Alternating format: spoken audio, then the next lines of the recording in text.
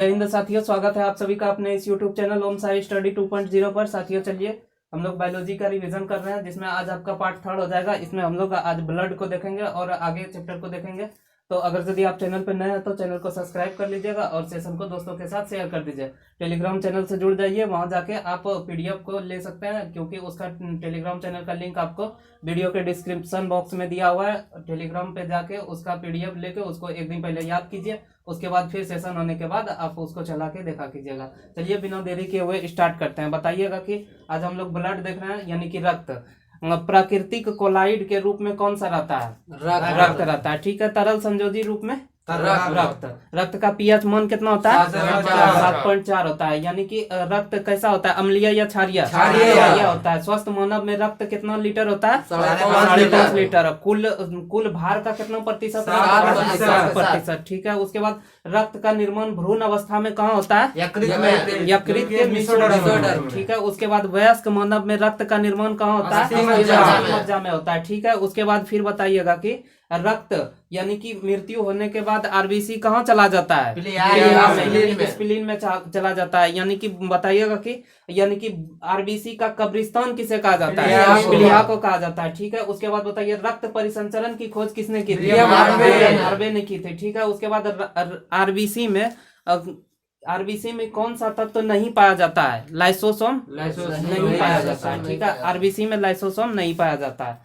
उसके बाद बताइएगा कि ब्लड का, अब बताइएगा कि प्लाज्मा कितना प्रतिशत होता है? 55 से 60%। और रुधिराणु कितना होता है? 40 से 45%। प्लाज्मा में दो तत्व पाए जाते हैं, जो कि होता है कि फाइब्रिनोजेन और प्रोथ्रोम्बिन। ठीक है। उसके बाद रुधिराणु यानी कि रक्त कण को कितना भाग में बांटा गया? 3 भाग में। कौन कौन? RBC, WBC, platelets. अब बताइएगा कि ल्यूकोसाइट किसका नाम है? WBC का। और थ्रोम्बोसाइट प्लेटलेट्स का। और RBC को दूसरा नाम किस नाम से? एरिथ्रोसाइट। ठीक है। उसके बाद हम लोग देखते हैं कि रक्त के प्लाज्मा भाग को देखते हैं। प्लाज्मा में यह देखते हैं कि प्लाज्मा में कितना प्रतिशत जल मौजूद होता है? 90%। ठीक है। प्लाज्मा में 90% जल मौजूद होता है। और प्रोटीन कितना प्रतिशत होता है? 10% प्रोटीन और कार्बोहाइड्रेट मौजूद रहता है। ठीक है। बताइएगा कि प्रोटीन को प्रोथ्रोम्बिन में बदल देता है कौन? फाइब्रिनोजेन।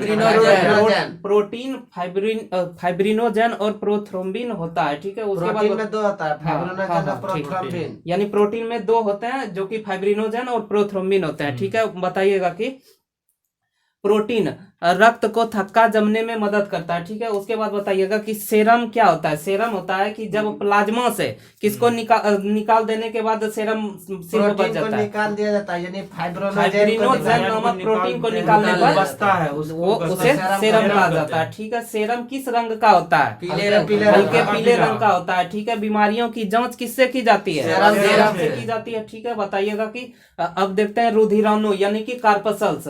रक्त का कणीय भाग क्या कहलाता है?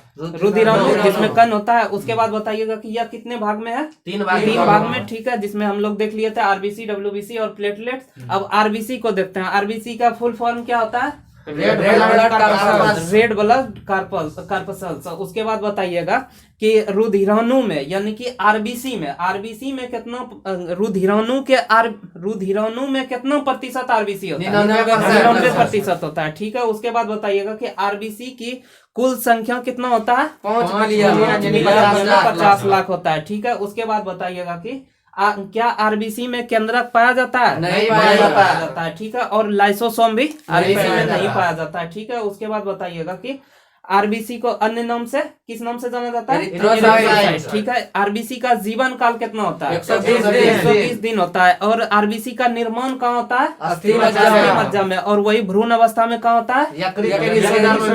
मेसोडर्म में। ठीक है। उसके बाद खराब हुआ RBC कहाँ चला जाता है? स्प्लीन में चला जाता है। ठीक है। ये हम लोग देख लिए थे। अब बताइएगा कि RBC का आकार कैसा होता है? उभयावतल होता है। ठीक है। उसके बाद बताइएगा कि RBC में कौन से तत्व पाए जाते हैं? हेमोग्लोबिन पाए जाते हैं। ठीक है।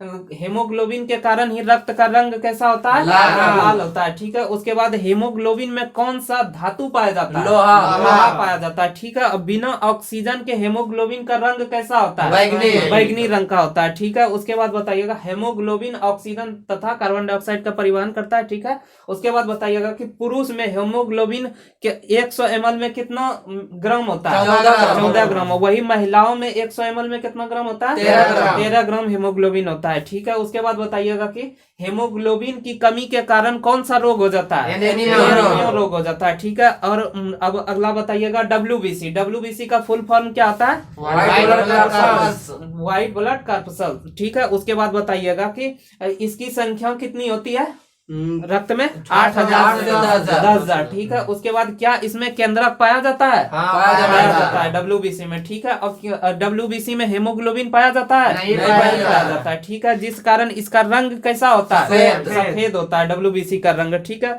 उसके बाद है कि WBC का आकार कैसा होता है, ये अनियमित आकार का होता है, इसका कोई आकार नहीं होता है। WBC का निर्माण कहाँ होता है, अस्थि में होता है। ठीक है, इसका जीवन काल कितना होता है, 4 दिन होता है। ठीक है, यानी कि रोग के संक्रमण से कौन रक्षा करता है, WBC। ठीक है, उसके बाद WBC के 5 अन्य प्रकार है, जिसमें है कि आपको बता देते हैं कि इओसिनोफिल और बेसोफिल और न्यूट्रोफिल, मोनोसाइट और लिम्फोसाइट होता है। यानी कि बीमारी से रक्षा लिम्फोसाइट के कौन सा सेल करता है, टी सेल। ठीक है, उसके बाद बताइएगा अगला कि आरबीसी और डब्ल्यूबीसी का अनुपात कितना होता है, 600 अनुपात 1 होता है। ठीक है, अब हम लोग चलते हैं प्लेटलेट्स यानी बिंबाणु में। ठीक है, प्लेटलेट्स को अन्य किस नाम से जाना जाता है, थ्रोम्बोसाइट। ठीक है, उसके बाद फिर बताइएगा कि रक्त को थक्का बनने में कौन मदद करता है, प्लेटलेट। ठीक है, उसके बाद फिर यह रक्त के बहाव को रोक देता है, यह रंगहीन होता है। प्लेटलेट्स का जीवन काल कितना होता है, 4 से 5 दिन होता है। ठीक है, उसके बाद बताइएगा कि प्रति घन मीटर में कितना प्लेटलेट होता है, 2 से 3 लाख होता है। ठीक है, उसके बाद बताइएगा कि डेंगू जब बीमारी हो जाता है तो किसकी कमी हो जाती है, प्लेटलेट्स की कमी हो जाती है, जो कि 80,000 से भी कम हो जाती है। ठीक है, उसके बाद बताइएगा कि अब रक्त का कार्य देख लेते हैं, यानी कि उत्सर्जित पदार्थों का निष्कासन कौन करता है, रक्त करता है। ठीक है, उसके बाद फिर तापमान को नियंत्रित कौन करता है,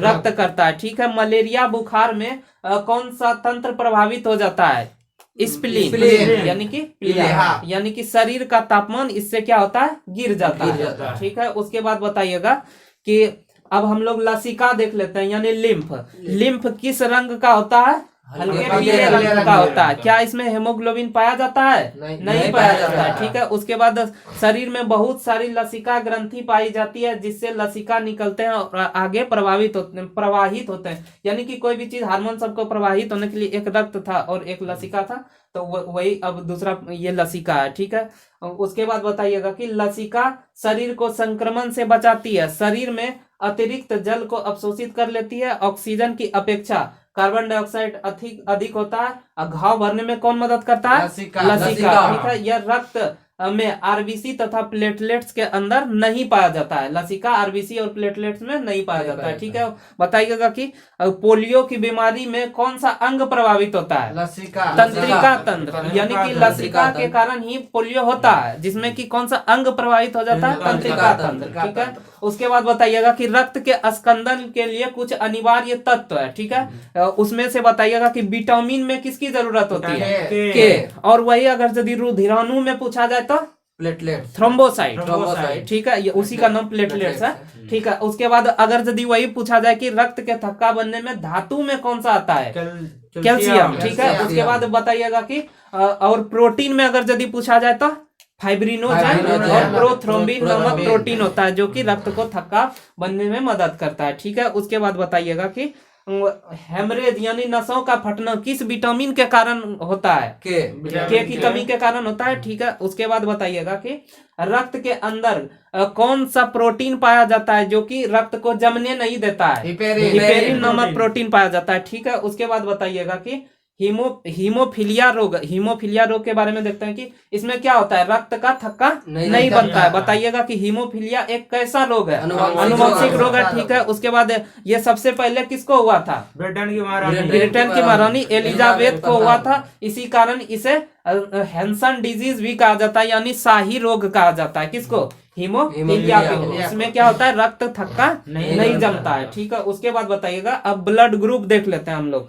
तो ब्लड ग्रुप में है कि रक्त समूह की खोज किसने की थी, लैंड ने की थी। यह मुख्यतः कितने प्रकार के होते हैं, चार प्रकार के होते हैं। ठीक है, लेकिन हालांकि कितने प्रकार के होते हैं, 33 प्रकार के होते हैं। ठीक है, बताइएगा कि रक्त समूह की विभिन्नता के कारण आरबीसी में पाए जाने वाला कौन सा प्रोटीन, जिसे लैंड स्टीनर ने एंटीजन नाम दिया था, ग्लाइकोप्रोटीन को एंटीजन नाम दिया था किसने, लैंड स्टीनर ने।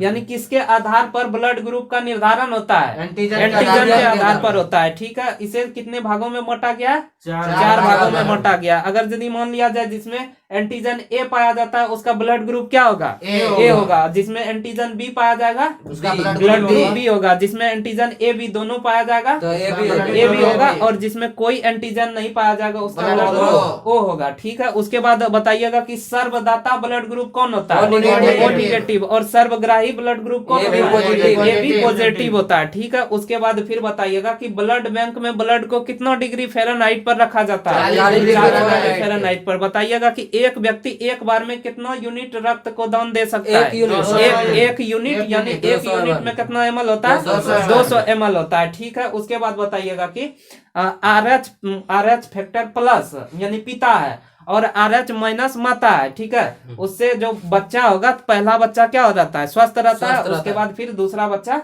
जो मतलब यानी कि गर्भ में ही मृत्यु हो जाती है या जन्म लेने के तुरंत बाद मृत्यु हो जाता है। इस रोग को किस नाम से जाना जाता है, इरिथ्रोब्लास्टोसिस। ठीक है, उसके बाद बताइएगा कि RH फैक्टर की खोज किसने की थी, लैंड स्टीनर ने की थी। ठीक है, और बीनर ने, लैंड स्टीनर और बीनर ने किया था। कब किया था, 1940 ईस्वी में किया था। कब किया था, 1940। ठीक है, और ये किसमें किया गया था सर्वप्रथम खोज, रिसस मकाका नामक बंदर में। ठीक है, RH फैक्टर का।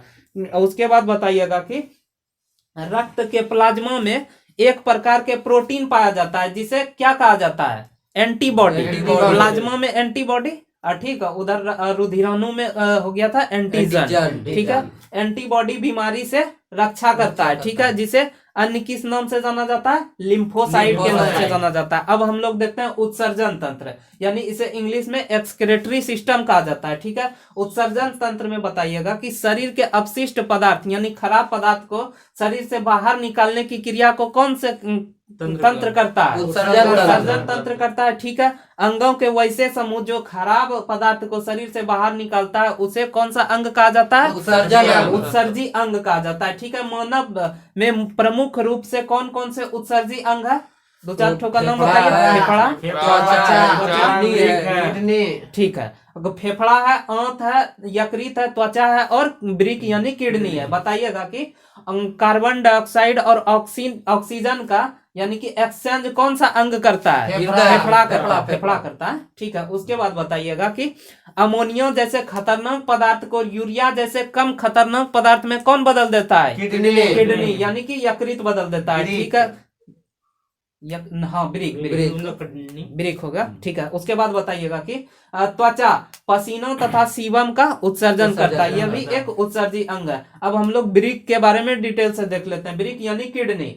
ठीक है, बताइएगा कि सबसे प्रमुख उत्सर्जी अंग शरीर में कौन होता है, किडनी यानी ब्रिक होता है। इसकी संख्या कितनी होती है, 2 होती है। ठीक है, यह इसका आकार कैसा होता है, सेम के बीज की तरह। ठीक है, उसके बाद बताइएगा कि प्रत्येक ब्रिक का वजन कितना होता है, 40 ग्राम होता है। ठीक है, ब्रिक जो होता है एक झिल्ली से ढका हुआ रहता है, उस झिल्ली का नाम क्या है, पेरिटोनियम झिल्ली। ठीक है, ठीक है, उसके बाद बताइएगा कि ब्रिक के बाहरी भाग को किस नाम से जाना जाता है, कॉर्टेक्स। ठीक है, और आंतरिक भाग को मेडुला। मेडुला। वृक्क के आंतरिक भाग को मेडुला, बाहरी भाग को कॉर्टेक्स के नाम से जाना जाता है। वृक्क के आंतरिक प्रवेश द्वार को किस नाम से जाना जाता है? हाइलम के नाम से जाना जाता है। अब उसके बाद बताइएगा प्रत्येक वृक्क में लगभग कितने नसें होती है? 1,30,000, जिसे किस नाम से जाना जाता है? नेफ्रॉन के नाम से जाना जाता है। ठीक है, बताइएगा कि वृक्क की कार्यात्मक एवं संरचनात्मक इकाई क्या है? नेफ्रॉन है। ठीक है, उसके बाद बताइएगा कि प्रत्येक नेफ्रॉन के मुंह पर एक कटोरी नुमा संरचना होता है, जिसे किस नाम से जाना जाता है? बोमेन संपुट के नाम से जाना जाता है। ठीक है, उसके बाद बताइएगा कि बोमेन संपुट ही रक्त को छानता है और निस्पंदन यानी अल्ट्रा फिल्ट्रेशन का कार्य करता है। बोमेन संपुट पदार्थ का पुनः अवशोषण भी कर लेता है। ठीक है, उसके बाद बताइएगा कि वृक्क में रक्त को छाना जाता है। वृक्क में रक्त को छाना जाता है और फेफड़े में शुद्ध होता है। ठीक है, रक्त फेफड़ा में शुद्ध होता है, वृक्क में छाना जाता है।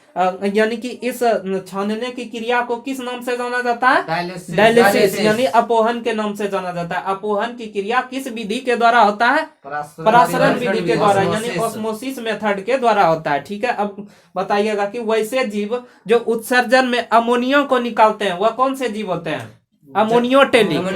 ठीक है, इसी प्रकार में बताइएगा तो ये अमोनियोटेलिक हो जाएगा, जिसमें कि इसका उदाहरण देख लेते हैं तो कौन हो जाएगा? कीट, मछली और हाइड्रा। यानी जो कम पानी को पीता है तो वो क्या निकालेगा? अमोनिया। ठीक है, अमोनियोटेलिक कहलाता है। ठीक है, वैसे जीव जो उत्सर्जन में यूरिया को निकालता है उसे क्या कहा जाता है? यूरियोटेलिक। यूरियोटेलिक में जैसे स्तनधारी आ जाता है यानी मनुष्य आ जाता है। ठीक है, ये बीच वाला हो गया। और उसके बाद जो कि मतलब वैसे जीव जो उत्सर्जन में यूरिक अम्ल निकालता है जो कि बहुत ज्यादा खतरनाक होता है, तो वह कौन सा होता है? उल्टा हो गया ना, उधर था कीट, मछली, हाइड्रा वाला, वो अमोनिया ज्यादा खतरनाक होता है, अमोनियोटेलिक। यहाँ यूरियोटेलिक में छिपकली, पक्षी, गिरगिट और सांप आ जाएगा। ठीक है, उसके बाद वैसे जीव जो उत्सर्जन में ग्वानिन को निकालता है उस जीव को क्या कहा जाता है? गोनियोटेलिक। गोनियोटेलिक में कौन आ जाता है? मकड़ी आ जाता है। पेड़ पौधे का उत्सर्जी पदार्थ क्या होता है? वसा, गोंद, दूध होता है। उसके बाद अब हम लोग देखते हैं कि मूत्र या यूरिन का निर्माण कहाँ होता है? वृक्क में होता है। वृक्क में मूत्र में कितना प्रतिशत जल पाया जाता है? 90%। और यूरिया कितना प्रतिशत होता है? 2% होता है। बताइएगा कि मूत्र का पीएच मान कितना होता है?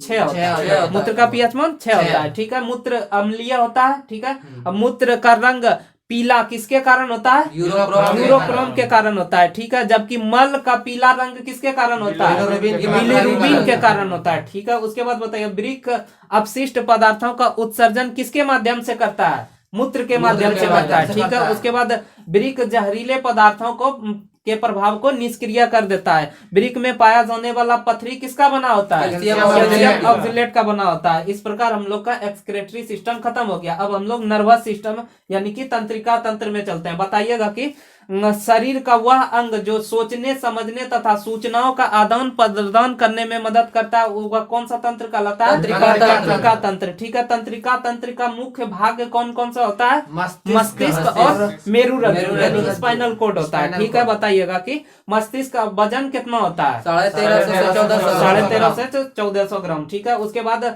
सूचनाओं का आदान प्रदान एवं तापमान तथा भूख प्यास का नियंत्रण कौन करता है? तो मस्तिष्क करता है। ठीक है, उसके बाद बताइए मस्तिष्क जो होता है एक झिल्ली से ढका हुआ रहता है, तो वो किस झिल्ली से ढका हुआ रहता है? क्रेनियम झिल्ली से ढका हुआ रहता है। ठीक है, इस झिल्ली के ऊपर 3 अन्य झिल्ली पाए जाते हैं जो कौन सा होता है? मेनिंजाइट होता है। ठीक है, मेनिंजेज झिल्ली होता है। ठीक है, वही मेनिंजेज झिल्ली पर चोट लगने के बाद फूल जाता है तो उसे कौन सा रोग कहा जाता है? मेनिंजाइटिस रोग कहा जाता है। ठीक है, उसके बाद बताइएगा कि मानव का मस्तिष्क तंत्रिका कोशिकाओं का बना होता है। ठीक है, तंत्रिका कोशिका में पुनर्निर्माण की क्षमता होती है? नहीं होती है। इसी कारण सर में चोट लगने पर व्यक्ति की मृत्यु हो जाती है।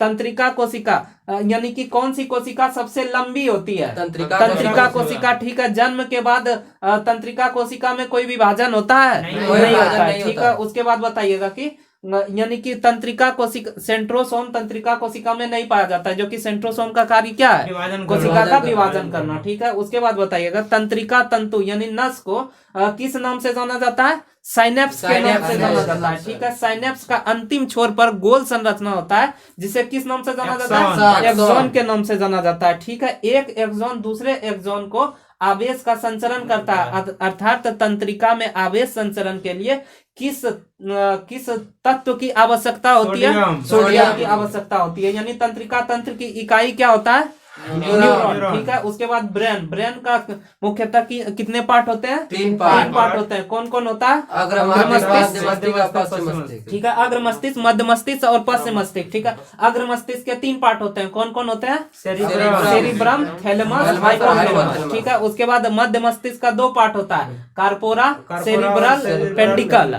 ठीक है, उसके बाद पश्च मस्तिष्क का 2 पार्ट होता है, सेरिबेलम और मेडुला ऑब्लांगेटा। ठीक है, उसके बाद अब हम लोग मस्तिष्क का अग्रभाग का सेरिब्रम को देख लेते हैं, यानी कि इसे अन्य किस नाम से जाना जाता है, प्रमस्तिष्क के नाम से जाना जाता है। ठीक है, यह मस्तिष्क का सबसे बड़ा भाग कौन सा होता है, प्रमस्तिष्क यानी सेरिब्रम होता है। ठीक है, इसका कुल वजन, कुल मस्तिष्क का कितना भाग होता है, 66% यानी 2/3 भाग होता है। इसका मुख्य कार्य क्या है, स्मृति का ज्ञान रखना, बुद्धि, चिंतन और इच्छा शक्ति को नियंत्रण रखना कौन करता है, सेरिब्रम। ठीक है, स्मरण शक्ति को किस में मापा जाता है, कॉर्टेक्स में मापा जाता है। ठीक है, उसके बाद अब हम लोग देख लेते हैं मस्तिष्क का दूसरा पार्ट, थैलेमस। ठंडी, गर्मी, दर्द को बताता है कौन, थैलेमस।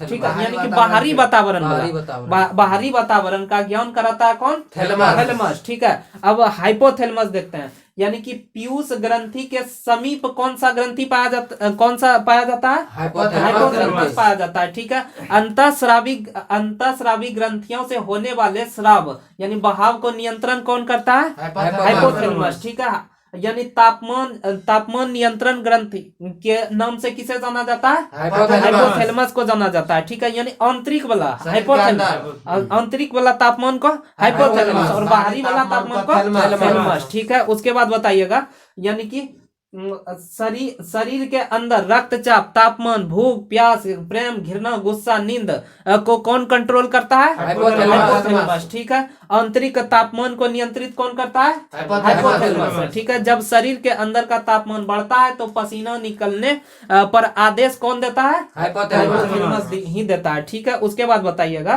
कि देखने तथा सुनने की क्रिया को नियंत्रित कौन करता है, कार्पोरा। ठीक है, उसके बाद ब्रेन को स्पाइनल कॉर्ड से कौन जोड़ता है, सेरिब्रल पेंडिकल। ठीक है, उसके बाद बताइएगा ब्रेन का दूसरा सबसे बड़ा भाग कौन होता है, सेरिबेलम होता है, जो कि पीछे पाया जाता है। सेरिबेलम ब्रेन का दूसरा भाग होता है, सबसे बड़ा भाग। और संतुलन बनाने और ऐच्छिक मांसपेशियों का नियंत्रण कौन करता है, सेरिबेलम। ठीक है, उसके बाद बताइएगा कि मस्तिष्क का सबसे पिछला भाग कौन होता है, मेडुला ऑब्लांगेटा। ठीक है, उपापचय, हृदय धड़कन, आहार नाल में पाचन तथा क्रमानुकुंचन को कौन नियंत्रित करता है, मेडुला ऑब्लांगेटा करता है। ठीक है, उसके बाद रीढ़ के हड्डी में अवस्थित होता है, जिसे द्वितीय ब्रेन कहा जाता है, वह कौन होता है, मेरुरज्जु यानी कि स्पाइनल कॉर्ड। ठीक है, मस्तिष्क में होने वाले उद्दीपनों यानी सिग्नल को नियंत्रित कौन करता है, स्पाइनल कॉर्ड करता है। ठीक है, यानी कि प्रत्यावर्ती क्रिया यानी रिफ्लेक्स एक्शन को नियंत्रित कौन करता है, स्पाइनल कॉर्ड करता है। ठीक है, उसके बाद बताइए वैसी क्रिया जो अति शीघ्र या अनैच्छिक रूप से होती है उसे प्रतिवर्तित क्रिया कहते हैं। जैसे कौन कौन होता है, छींकना, पलक झपकना, जमाई आना यानी अंगड़ाई लेना, उसके बाद फिर लार का टपकना, गर्म वस्तु पर हाथ रखने पर अचानक पीछे हटना। ठीक है, उसके बाद बताइएगा कि स्पाइनल कॉर्ड कितने जोड़ी तंत्रिकाओं से बना होता है, 31 जोड़ी। ठीक है, जबकि मस्तिष्क में कितनी जोड़ी तंत्रिकाएं होती है, 12 जोड़ी तंत्रिकाएं होती है। ठीक है, बताइएगा तंत्रिका के प्रकार, केंद्रीय तंत्रिका यानी संपूर्ण शरीर का नियंत्रण कौन करता है, केंद्रीय तंत्रिका। इसमें कौन कौन आ जाता है, 31 जोड़ी ब्रेन और स्पाइनल कॉर्ड 31 जोड़ी वाला। ठीक है, उसके बाद मस्तिष्क के 12 जोड़ी और 31 जोड़ी स्पाइनल कॉर्ड, इसे स्वायत्त तंत्रिका तंत्र कहा जाता है। ठीक है, उसके बाद एक होता है परिधीय तंत्रिका तंत्र। अब हम लोग देख लेते हैं रिप्रोडक्शन सिस्टम, यानी कि वो आपका खत्म हो गया। इसमें बताइएगा कि अपने समान संतान की उत्पत्ति की क्रिया को किस नाम से जाना जाता है? रिप्रोडक्शन यानी जनन के नाम से जाना जाता है। ठीक है, उसके बाद बताइएगा कि जनन की क्रियाएं कितने प्रकार के होते हैं? दो प्रकार के होते हैं। कौन कौन? अलैंगिक और लैंगिक। Asexual sexual. अलैंगिक हो गया असेक्सुअल, सेक्सुअल हो गया लैंगिक। ठीक है, बताइएगा कि अलैंगिक में मादा और पुरुष क्या होते हैं? दोनों अलग अलग। अलैंगिक में दोनों एक ही में होते हैं। अलैंगिक वालों में, अलैंगिक वालों में दोनों अलग अलग होते हैं। ठीक है, एक ही शरीर में मादा पुरुष होते हैं। अलैंगिक वालों में अमीबा जो होता है ये किस विधि द्वारा यानी कि अपना जनन करता है। जनन करता है? बाइनरी फिजन यानी कि विखंडन के द्वारा। ठीक है, यानी केंद्र को दो भाग में तोड़ लेता है, उसके बाद फिर ये क्या होता है? एक अलग अलग निर्माण कर लेता है। ठीक है, उसके बाद बताइएगा कि यानी कि हाइड्रा किस विधि द्वारा प्रजनन करता है? मुकुलन यानी बडिंग के द्वारा करता है। यानी कि शरीर के ऊपर एक अलग से मतलब भाग उभर जाता है और पुनः वह टूटकर एक नया बना लेता है। ठीक है, उसके बाद फिर बताइएगा कि कायिक जनन में क्या होता है? इसमें जड़, तना, पत्ती सभी अंग भाग लेते हैं। ठीक है, जैसे इसमें एग्जांपल हो जाएगा पत्थर चट्टा, गन्ना, आलू और शकलकंद, ये कायिक जनन के द्वारा करता है। ठीक है, उसके बाद बताइएगा कि मादा जनन के बारे में हम लोग देखते हैं। अब मादा में वैसे अंग जो जनन की क्रिया में भाग लेते हैं उसे क्या कहा जाता है? मादा जननांग कहा जाता है। ठीक है, उसके बाद इसमें एक आता है ओवरी। ठीक है, ओवरी की संख्या कितनी होती है? दो होती है। ओवरी की संख्या दो होती है। इसका मुख्य कार्य क्या होता है? किसका निर्माण करना? ओवरी का अंडे का निर्माण करना। ठीक है, अंडाशय से कितने प्रकार के हार्मोन निकलते हैं? तीन प्रकार के हार्मोन निकलते हैं। कौन कौन निकलते हैं? ठीक है, एस्ट्रोजन, प्रोजेस्टेरोन और रिलैक्सिन। बताइएगा कि यानी कि मासिक चक्र को नियंत्रित कौन सा हार्मोन करता है? एस्ट्रोजन। और स्तन विकास और गर्भधारण करने में सहायता कौन सा करता है? प्रोजेस्टेरोन। और प्रसव यानी कि डिलीवरी के लिए सहायक यह यूटेरस के मार्ग को यानी गर्भाशय के मार्ग को चौड़ा कौन सा हार्मोन करता है? Relaxin hormone. उसके बाद अब हम लोग देख लेते हैं अंडवाहिनी यानी फ्लोपियन ट्यूब। ठीक है, फ्लोपियन ट्यूब यह किसके समान होता है? नली के समान होता है, जो कि ओवरी को यानी कि यूटेरस से जोड़ता है, यानी गर्भाशय से ओवरी को कौन जोड़ता है? फॉलोपियन ट्यूब जोड़ता है। ठीक है, उसके बाद बताइएगा निषेचन की क्रिया कहाँ संपन्न होती है? फॉलोपियन ट्यूब में यानी कि अंडवाहिनी में होती है। ठीक है, उसके बाद बताइएगा कि नर युग्मक में क्या होता है? शुक्राणु होता है। ठीक है, शुक्राणु जनन की क्रिया में भाग लेते हैं। जिसकी पूछ यानी कि जिस शुक्राणु की पूछ होती है वही जनन की क्रिया में भाग ले सकता है। ठीक है, बताइएगा कि प्रत्येक शुक्राणु में कितना जोड़ी क्रोमोसोम होते हैं? 23 जोड़ी क्रोमोसोम होते हैं। ठीक है, उसके बाद बताइएगा कि अंडाणु के बाहर के आवरण को क्या कहा जाता है? कोरोना रेडिएटा कहा जाता है। अंडाणु के बाहर आवरण को कोरोना रेडिएटा कहा जाता है। कोरोना रेडिएटा के अंदर एक झिल्ली पाई जाती है जिसे कौन झिल्ली कहा जाता है? जोना प्लेसेंटा झिल्ली कहा जाता है। ठीक है, जोना प्लेसेंटा झिल्ली कहा जाता है। ठीक है, अब बताइएगा कि अब नर जननांग की ओर चलते हैं। नर के शरीर का वह भाग जो जनन की क्रिया में भाग लेता है वह कौन सा जननांग कहलाता है? नर जननांग। ठीक है, नर जननांग में एक आपका आ जाएगा ब्रिक यानी टेस्टिस आ जाएगा। ठीक है, तो ब्रिक की संख्या ब्रिसन की संख्या कितना होता है? दो होता है। ठीक है, यह शरीर के बाहर होता है। इसका मुख्य कार्य क्या है? ब्रिसन का शुक्राणु और टेस्टेरोन का निर्माण करना। ठीक है, टेस्टेरोन क्या करता है? उत्तेजना को पैदा करता है। शुक्राणु का निर्माण में प्रोटेस्ट ग्रंथि भाग लेता है। ठीक है, उसके बाद बताइएगा कि ब्रिक शरीर के बाहर क्यों होता है? क्योंकि तापमान उसके लिए अलग ब्रिसन शरीर के बाहर क्यों होता है? क्योंकि उसका मतलब शरीर के तापमान से कम तापमान चाहिए इस स्पर्म को बनने के लिए। ठीक है, उसके बाद बताइएगा कि अधिवृक्क होता है, यह वृक्क से जुड़ा हुआ होता है। इसका मुख्य कार्य क्या है? परिपक्व शुक्राणु को संचित करना। ठीक है, किसका कार्य है? अधिवृक्क का। ठीक है, उसके बाद फिर होता है भास डिफरेंस यानी कि यह पतला नस होता है जिसके माध्यम से शुक्राणु कहाँ पहुंचता है? पेनिस तक पहुंचता है। ठीक है, उसके बाद बताइएगा यहाँ है कि गर्भाशय यानी कि यूटेरस ये किस में पाया जाता है? मादा में पाया जाता है। ठीक है, भ्रूण का विकास कहाँ होता है? भ्रूण का विकास यूट्रस में होता है। यूट्रस यानी कि गर्भाशय में होता है। यूट्रस का आकार कैसा होता है? थैली के समान होता है, ठीक है। यूट्रस में बनने वाला भ्रूण यानी कि बच्चा का सबसे पहले कौन सा अंग बनता है? हृदय बनता है, ठीक है। यूट्रस के अंदर भ्रूण यानी बच्चा किस सेक में मतलब किस सेक यानी झिल्ली में ढका हुआ रहता है? इम्यूटिक सेक से, इम्यूटिक सेक से, ठीक है। उसके बाद भ्रूण को भोजन किसके माध्यम से जाता है? प्लेसेंटा यानी गर्भनाल के माध्यम से। गर्भाशय के दौरान महिलाओं में कौन कौन से धातु की कमी हो जाती है? लोहा और कैल्शियम की कमी हो जाती है, ठीक है। उसके बाद बताइएगा कि यानी कि टेस्टोस्टेरोन हार्मोन निकलने के कारण पुरुष में कौन कौन से लक्षण दिखाई देने लगते हैं? दाढ़ी मूंछ आना यानी आवाज भारी हो जाना, ठीक है। जनन क्षमता कब स्टार्ट होता है बताइएगा? पुरुष का जनन क्षमता कितने वर्ष की आयु से स्टार्ट हो जाता है? 14 वर्ष से अनंत तक, यानी जब तक उसकी मृत्यु नहीं हो जाती है। वही महिलाओं का कब से स्टार्ट होता है? 12 से 50 साल तक होता है, ठीक है। उसके बाद बताइएगा कि अब हम लोग निषेचन यानी कि फर्टिलाइजेशन को देख लेते हैं। फर्टिलाइजेशन यानी नर युग्मक का मादा युग्मक में मिलना क्या कहलाता है? फर्टिलाइजेशन। ये कहाँ संपन्न होता है शरीर में? फैलोपियन ट्यूब में, ठीक है। उसके बाद फिर जब यह संचयन हो जाता है तो इसे किस नाम से जाना जाता है? भ्रूण के नाम से जाना जाता है। भ्रूण का विकास कहाँ होता है? यूटेरस यानी कि गर्भाशय में। गर्भावस्था के दौरान मासिक चक्र क्या होता है? रुक जाता है, ठीक है। उसके बाद अब नर युग्मक देख लेते हैं। नर युग्मक और मादा युग्मक।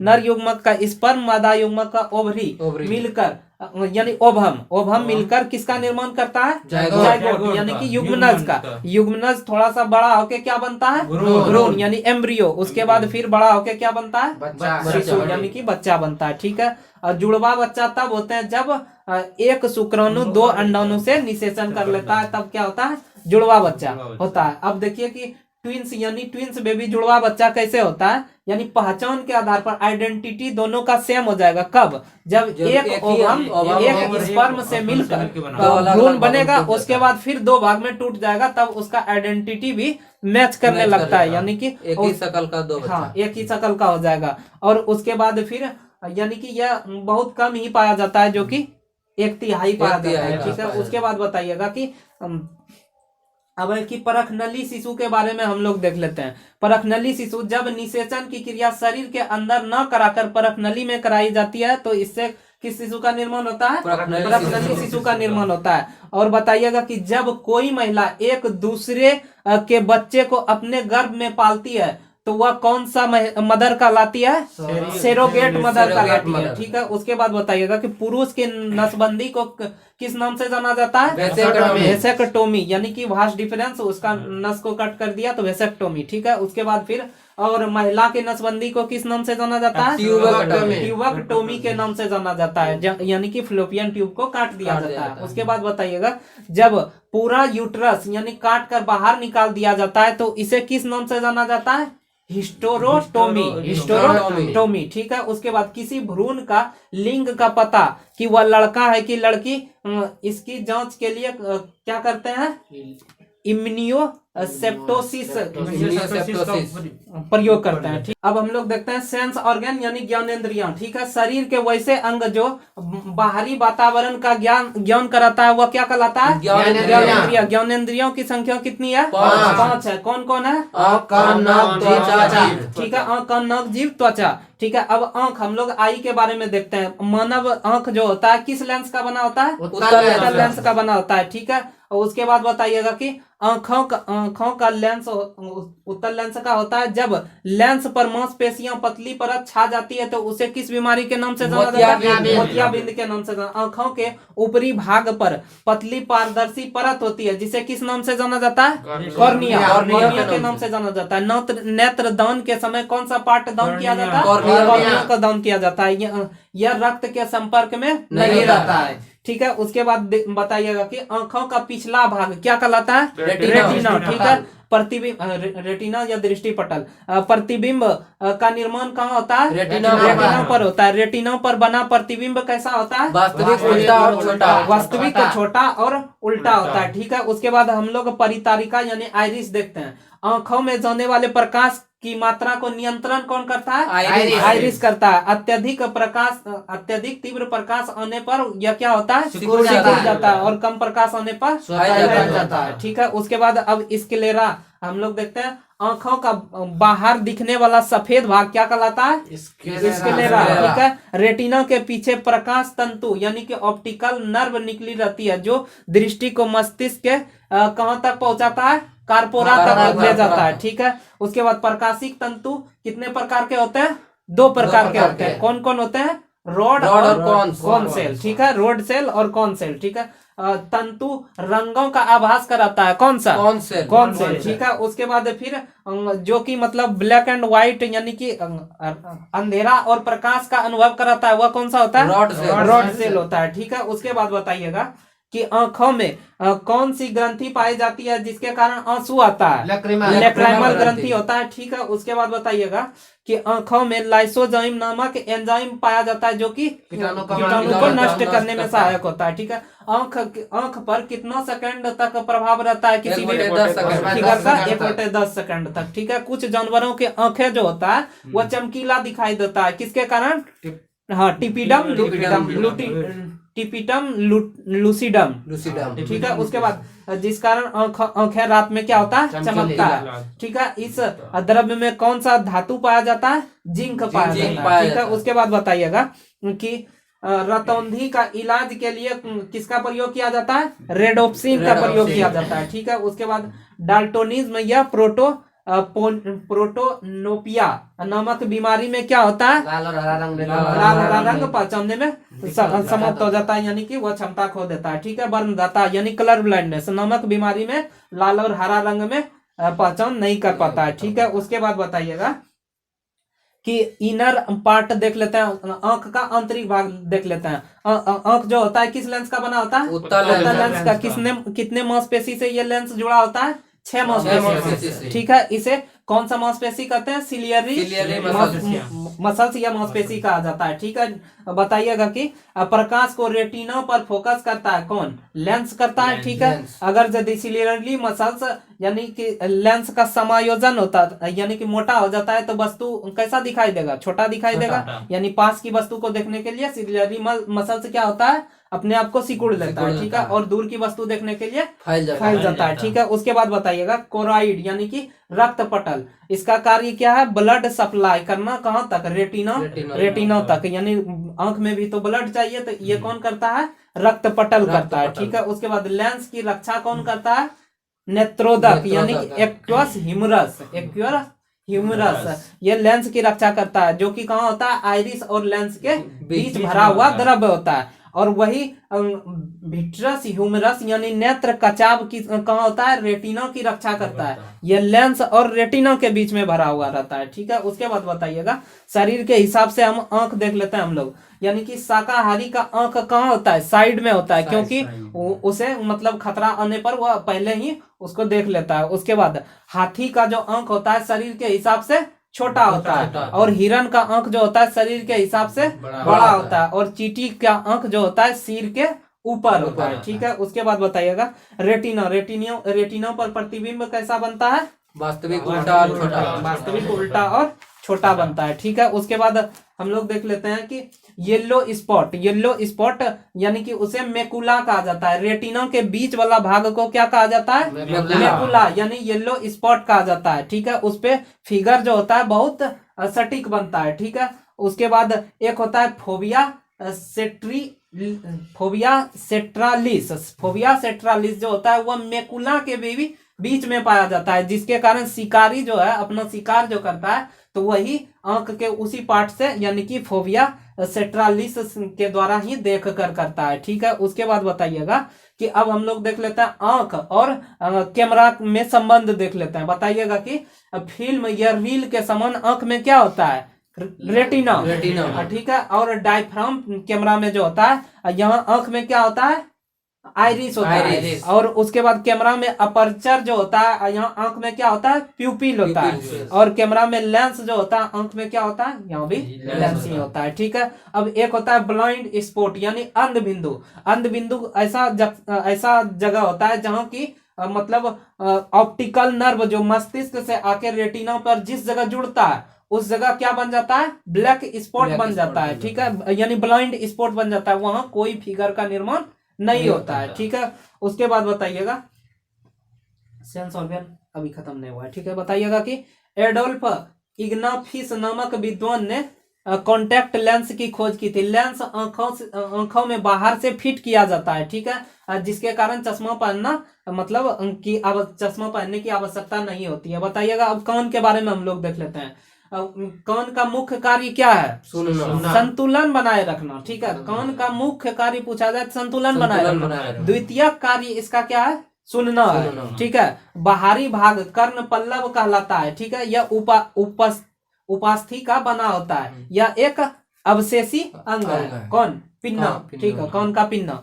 कान का पर्दा जो होता है किस झिल्ली से बना होता है, इसमें एक झिल्ली पाया जाता है जो कि एयर ड्रम होता है, ठीक है। ध्वनि तरंगों में कंपन उत्पन्न करता है, कौन, एयर ड्रम, ठीक है। अगर यदि एयर ड्रम में छेद हो जाता है तो व्यक्ति को अच्छा से सुनाई नहीं पड़ता है, ठीक है। उसके बाद कान में 3 हड्डी पाई जाती है, कौन कौन होती है, मेलियस, इनकस और स्टेपिस। मेलियस, इनकस और स्टेपिस, जिसमें कि सबसे छोटी हड्डी संपूर्ण शरीर में पूछा जाए तो स्टेपिस होता है, ठीक है। कान में एक नस आकर, कान से एक नस आकर गले में मिलती है, जिस कारण अचानक अगर यदि कहीं पटाखा सब फूटता है तो आदमी क्या करता है, मुंह को खोल लेता है ताकि वह क्या करे, तो वो अपना संतुलन बनाए रखे, यानी वायु का संतुलन बनाए रखता है, ठीक है। उसके बाद बताइएगा कि कान में ही हम लोग देख लेते हैं कि कान के पिन्नों के 7 भाग होते हैं, ठीक है। ऊपरी भाग को हेलिक्स कहा जाता है और निचली भाग को लेबुला कहा जाता है। इसी में बाली सब जो पहना जाता है लेबुला में ही पहना जाता है। कान का कौन सा भाग ध्वनि सिग्नल को कंपन करके ध्वनि कंपन को सिग्नल में बदल देता है, तो ये बदलता है आपका हो जाएगा ब्रेन तक पहुंचाने का कार्य करता है कोकेलिया। कौन होता है, कोकेलिया। अब नाक को हम लोग देख लेते हैं। नाक सूंघने तथा श्वास में सहायता करता है, ठीक है। नाक में जो मतलब गंध का अनुभव करता है वह किसके द्वारा किया जाता है, ऑल्फेंट्री लोब के आधार पर किया जाता है, ठीक है। उसके बाद बताइएगा कि अब हम लोग त्वचा देख लेते हैं, स्किन, यानी कि त्वचा आंतरिक भाग का बना होता है, यानी कि आंतरिक भाग का बना होता है जिसे संयोजी ऊतक कहा जाता है। त्वचा क्या है, एक संयोजी ऊतक है।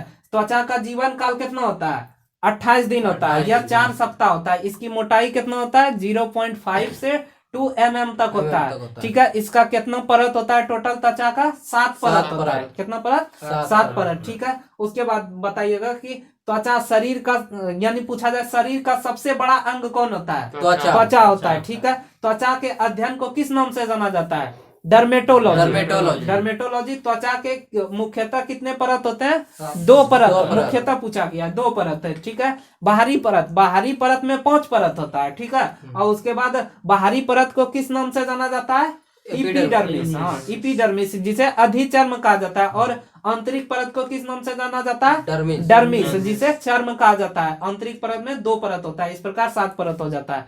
चमड़ा उद्योग में चमड़े का कौन सा भाग का उपयोग किया जाता है, डर्मिस वाला, डर्मिस यानी कि आंतरिक वाला भाग का उपयोग किया जाता है, ठीक है। इससे जूता, बेल्ट, पर्स इत्यादि बनाया जाता है, ठीक है। तेलिया पदार्थ ग्रंथि, यानी कि यह ग्रंथि तेलिया पदार्थ यानी सीबम का निर्माण करता है जो त्वचा को चिकना बनाए रखता है। सीबम ही सूर्य के प्रकाश से कौन सा विटामिन को अवशोषित कर लेता है, डी, यानी कि विटामिन डी का निर्माण करता है सीबम के द्वारा त्वचा में, ठीक है। अब स्वेट ग्रंथि यानी कि पसीना वाला ग्रंथि, ठीक है। स्वेट ग्रंथि यह भी एक प्रकार का क्या है, उत्सर्जी अंग है, ठीक है। उसके बाद फिर बताइएगा कि जीव जो होते हैं यानी कि जानवर, बाल, नाखून, सींग, ये किसका बना होता है, केराटिन का बना होता है, यानी कि केराटिन नामक प्रोटीन का बना होता है। किस प्रोटीन का बना होता है, केराटिन नामक प्रोटीन, ठीक है। उसके बाद फिर त्वचा का रंग किसके आधार पर निर्धारित होता है, मेलानिन के कारण होता है, ठीक है। और पराबैंगनी किरणों से कौन रक्षा करता है, मेलानिन हार्मोन ही करता है, ठीक है। उसके बाद फिर बताइएगा, अब लास्ट है जीभ है, यानी कि टंग है। बताइएगा कि यह जीव का मुख्य कार्य क्या होता है? स्वाद स्वाद का का पता अनुभव लगाना। करना। ठीक है कि जीव के मध्य भाग में स्वाद का अनुभव होता है? नहीं होता नहीं होता है। ठीक है, उसके बाद बताइएगा कि अग्र भाग से कैसा स्वाद? मीठा। मीठा। ठीक है, उसके बाद सबसे लास्ट वाला पीछे वाला भाग से कड़वा। कड़वा, और यानी पीछे से थोड़ा सा आगे वाला भाग में तीखा। यानी कि वहां था खट्टा।